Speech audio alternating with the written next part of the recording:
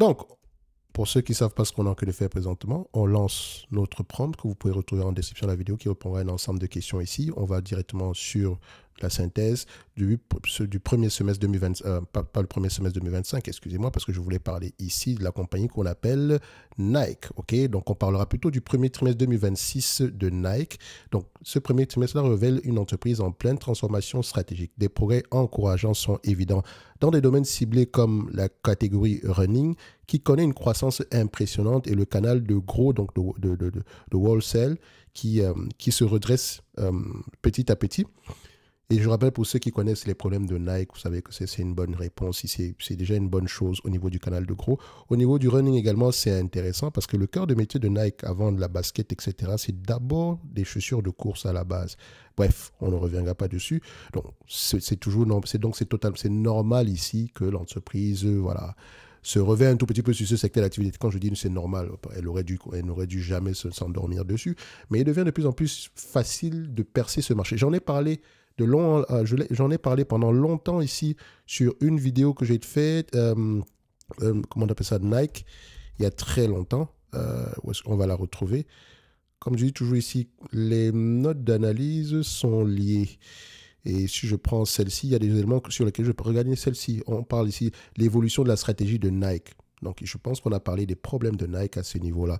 Donc, ça correspond à peu près ça date à peu près de l'année 2023, comme d'habitude. On a toujours au moins une personne qui va jamais aimer quoi que ce soit, mais c'est pas plus grave que ça. Alors, ici, le Nike a pensé, pour faire un résumé simple, ils ont coupé ici leur relation avec les entités comme Foot Locker. Ils ont décidé de vendre en direct. Pendant la pandémie, ça a plutôt bien fonctionné parce que les gens commandaient essentiellement en ligne vu que tout était fermé, etc. Et quand les magasins ont ouvert à nouveau, Nike s'est rendu compte que c'était une stratégie sur laquelle il n'était pas assez préparé, parce que la vente en direct, c'est un autre business de manière générale. Nike, avant, faisait affaire avec des entreprises comme Foot Locker, surtout pour les nouveautés, etc., ou bien pour les modèles plus anciens. Mais une fois qu'elle a coupé ses relations ici, qu'est-ce qui s'est passé? Les entités comme Foot Locker, qui dépendaient essentiellement de Nike, pour la plupart ici du chiffre d'affaires, se sont retrouvées obligées de commencer à faire entrer d'autres petites marques ou bien de donner plus de place à des marques émergentes ici. Et ça a plutôt bien fonctionné pour ces marques émergentes-là. Pendant ce temps, Nike pensait avoir trouvé la clé. Tout simplement parce qu'en vendant en direct, elle faisait une économie. Parce que quand vous vendez en gros, vous accordez une décote aux grossistes de manière générale. On est d'accord? Parce qu'il faut également qu'il fasse sa marge. Mais or, quand vous vendez en direct maintenant, la décote, vous ne l'accordez plus. Vous dites que bon, il y a une partie qui va passer au niveau ici des dépenses opérationnelles, mais on aura toujours des marges bien plus élevées que précédemment. Ça va nous permettre ici de contrôler ici la désirabilité de la marque, etc. Sur le papier, ça fonctionnait plutôt bien. Et les premiers signaux étaient plutôt encourageants. Mais après la pandémie, Nike a pu constater que la vente au détail, c'est l'un des business les plus compliqués au monde. Ah oui. Donc, elle est revenue sur ses pas. Elle est revenue faire affaire avec Foot Locker, etc. Foot Locker qui s'est d'ailleurs fait racheter par un de ses concurrents les plus petits. Je pense que c'est Dick's Sporting Goods qui a racheté Foot Locker, si ma mémoire est bonne. Mais je ne sais même pas si la transaction a déjà été validée complètement ici. Donc, allez-y vérifier. Peut-être qu'il y a des opportunités d'arbitrage ici. Mais de manière générale, ici, ça nous permet ça renforce l'idée selon laquelle c'est important de toujours vérifier d'où provient la majeure partie de nos revenus. Pour une entreprise de vente au détail, dépendre d'un seul fournisseur en majeure, pour la majorité de son chiffre d'affaires, c'est dangereux. D'accord? C'est vraiment dangereux. Personne n'aurait pu penser que Nike allait faire ce genre de move-là. Bref, allez-y regarder l'ensemble des notes d'analyse qu'on a fait précédemment ici. Ici, on va aller très rapidement. Donc, ça, c'est une synthèse ici à peu près du premier trimestre 2026. Donc, cependant, ces succès sont contrebalancés par des défis structurels importants en Grande Chine, un déclin continu du canal de vente direct à partir de Nike Direct ici. Donc, Nike Direct qui est le direct to consumer ici, continue à souffrir. Et une grande pression intense sur la marge brute aggravée par l'impact considérable de nouveaux tarifs douaniers. Après les décotes liées au sol, il y a également les augmentations de coûts derrière. Oui, vous allez dire que Nike a un pricing power, mais à un moment donné, le pricing power a ses limites, surtout quand on a d'autres soucis. Donc la direction adopte une approche pragmatique, reconnaissant que le régressement sera un processus de longue haleine. Ça veut dire quoi? Ça veut dire que nous avons une entreprise qui est en plein régressement ici et donc on ne sait pas quand est-ce qu'elle va s'en sortir. Et c'est dangereux. Ça peut également créer des opportunités. Donc Nike n'est pas une entreprise pour les personnes qui ne sont pas patientes. De toutes les façons, si vous n'êtes pas patient, il ne faut pas faire du stock picking, ne faites pas d'analyse fondamentale, ne pensez pas à long terme. OK? Donc, si je décide d'acheter du Nike ici, c'est surtout pour la perception de valeur ici, la perception aussi de valeur de la marque. Parce que oui, la marque Nike commande un prix bien plus élevé que des marques émergentes. C'est totalement normal. Nike également a les poches profondes pour pouvoir faire un marketing de masse ici. D'accord? Maintenant, c'est ce qu'ils ont eu tendance à faire. Hein. Bon, Nike est très reconnu ici, il est très connu pour son marketing d'ailleurs. La Coupe du Monde arrive bientôt, surtout aux États-Unis, donc sa terre d'origine. Donc laissez-moi vous dire que Nike va avoir tendance à vous matraquer comme pas possible. Bref, revenons ici au niveau de notre analyse après la mise à jour, après la synthèse ici du premier semestre du premier trimestre 2026. Oui, vous allez dire, mais on est en 2025, son année fiscale est décalée. D'accord? Nous sommes peut-être en 2025, mais son année fiscale 2026 a déjà commencé. Alors, ici, pour les plus curieux, allez toujours voir pourquoi est-ce que Nike a une activité fiscale décalée. Allez-y, regardez. C'est en lien avec son activité. Regardez la saisonnalité. Oui, c'est ça. Ouais, je pense que c'est la saisonnalité. Alors, ici, on va faire un tour d'horizon de Nike. Croissance des revenus, on voit ici que c'est un tout petit peu en berne. On revient à une certaine normale. Ici, on a perdu près de 5 milliards par rapport au plus haut. Ensuite, ça ne veut pas dire qu'on ne va pas pouvoir remonter. Hein. Attention. Marge brute, ça arrive à se maintenir un tout petit peu. Voilà. On souffre sur les derniers mois ici, mais bon, on revient petit à petit sur ce qu'on a connu par le passé. C'est une bonne chose. Marge EBITDA, encore plus sous pression, près de 5 points en dessous de la moyenne ici, de la médiane. Donc ça, c'est un peu compliqué. Ça veut dire que les dépenses opérationnelles augmentent. Et quand on parle de dépenses opérationnelles, ça peut être le marketing. C'est parce que Nike, pour revenir au goût du jour, va investir massivement en marketing. Ils n'ont pas le choix. Mais également, nous sommes en période d'inflation, donc les coûts augmentent. Donc Nike ne fait pas usage de son price. Enfin, elle fait peut-être usage de son price par an, mais ça ne se voit pas. Ça ne se voit pas. Les tarifs douaniers, l'augmentation des coûts, les tarifs douaniers et l'augmentation des coûts ont un impact au niveau de la marge brute ici. Et sans compter ici l'inflation de manière générale. Donc, elle ne peut peut-être pas augmenter les prix sans compter les décotes liées au surplus d'inventaire qu'elle avait. Pour ceux qui sont baladés sur le site de Nike les mois précédents, vous avez vu qu'il y avait énormément de soldes. Bref, d'aucuns diront ici, oui, mais pourquoi ils ont obligé de faire des décotes? Parce qu'il faut faire place aux nouveautés. Bref, net income, free cash flow, on les compare. On constate ici, est-ce que les deux vont dans le même sens? Oui, ça va dans le même sens. Donc, direction sud. Donc, Nike souffre énormément. Donc, le CAPEX, est-ce que les CAPEX sont élevés? Capital expenditure du point de vue volume. On a quoi ici? On a plutôt une diminution des CAPEX. Donc, on a un BFR qui est...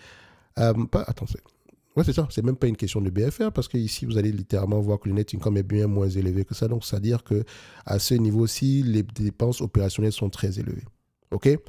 Bref, ça ne veut pas dire que Nike ne va pas revenir au niveau qu'elle a connu par le passé. Net income, ici, du point de vue marge, on a quelque chose de 6% ici. Sur les 10 dernières années, c'est à peu près 10% de marge de bénéficiaires. Là, on est à 6,23%. Le cerveau aura tendance à vous dire ici, donc 6,23%, c'est la nouvelle norme. Je ne pense pas. Nike pourrait revenir à 10%. Bon, maintenant, il faut également laisser de la place ici au doute ou bien un changement de paradigme.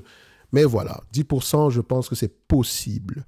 Maintenant, je n'achète pas de Nike, je n'ai pas l'intention de le faire ici. Bon, tout va maintenant dépendre du prix. Je vais essayer de regarder le tangible book value ici. Est-ce qu'on m'offre un prix intéressant? Ça, 8 $. Donc, si Nike va aux alentours de 10 $ l'action, ça pourrait être très intéressant, mais je rigole. Ne vous inquiétez pas.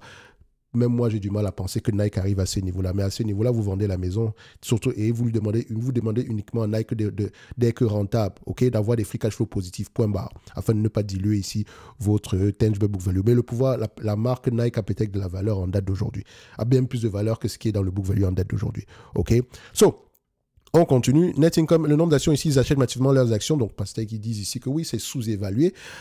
Du point de vue free cash flow, on est toujours en positif. D'accord? Même si on a connu plus que ça par le passé.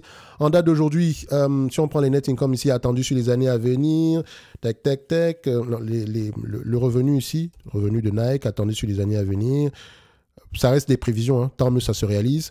On s'attend à revenir à du 50 milliards, donc là on est à 46, on s'attend à monter à 50 milliards, 10% de 50 milliards à peu près, ça fait à peu près aux alentours de 5 milliards. 5 milliards ici, Nike peut s'échanger entre 15 et 20 fois les bénéfices. Bon, on est gentil, mettons 20 fois les bénéfices, ok? Il dit, voilà, si on met à 20 fois les bénéfices, ça fait à peu près aux alentours de 100 milliards. 100 milliards divisé par le nombre d'actions, on tombe au prix actuel. Donc Nike sera correctement évalué. Dette nette, insignifiant. Nike n'a pas énormément de dette, donc ça ne vaut même pas la peine de compter ça. Donc, si, et là on est dans la guesstimation, Nike fait 50 milliards de chiffre d'affaires, revient à des marges bénéficiaires de 10%, ça donne 5 milliards de bénéfices nets ici, / free cash flow. D'accord? Ensuite, si le 5 milliards ici multiplié par 20 fois les bénéfices, la moyenne à peu près des bénéfices sur les dernières années, price, vu que la marque Nike commande un prix premium, on va le dire, d'accord? Comparé à une marque, par exemple, une marque comme Gymshark ou bien des nouvelles marques ici qui veulent s'attaquer à la chute de sport comme On, etc. Donc, 20 fois les bénéfices, ça donne à peu près aux alentours de 100 milliards. 5 fois 20, ça donne 100.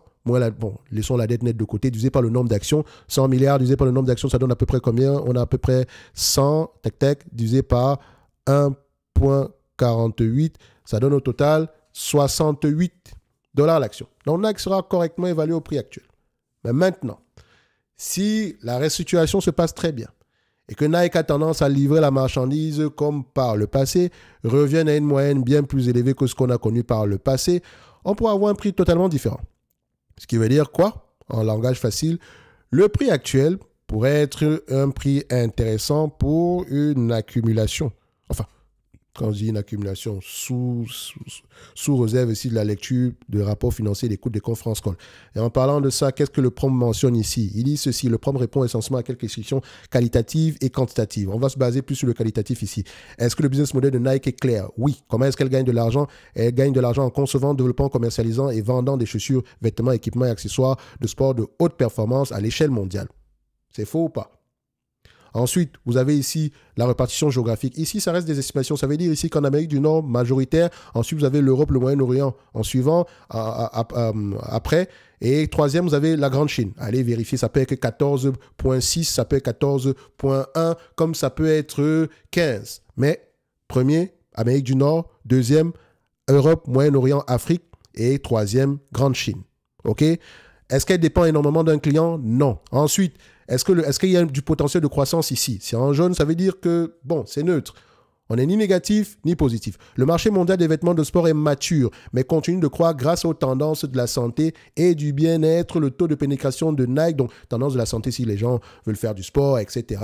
Donc, on pense également ici au taux de pénétration de Nike. Le taux de pénétration de Nike est déjà élevé. Nike est déjà leader sur un marché qui est déjà mature, donc techniquement, elle a plus de chances de perdre des parts de marché par rapport aux nouveaux venus ici.